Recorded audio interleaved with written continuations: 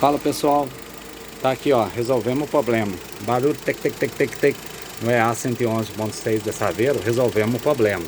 Trocamos tucho, colocamos tucho original, certo?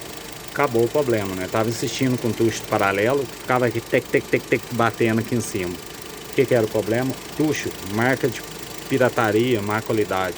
Trocamos tucho, resolveu o problema. Lembrando, se for mexer em cabeçote, troca os parafusos do cabeçote também, beleza? Foi solucionado o problema. Você tá aí com barulhinho no motor, depois que você mexeu, fez retífica, trocou junto com o cabeçote, tá quebrando, tec, tec, tec, tec, tec, tec, batendo aqui em cima no EA111, tanto 1.6 quanto 1.0, toca os tuchos. Procura marca de boa qualidade, entendeu? Porque nós colocou de marca do paralelo, o motor continua batendo ainda. Começou a bater daqueles batidinhos. Os tuchos hidráulicos são responsáveis pela abertura da válvula. Recebe pressão de óleo para ele tirar aquela folga. Como o tucho era paralelo, ele não conseguia segurar a pressão de óleo e batia. Então tá aí, ouve o barulho pra você ver, redondinho.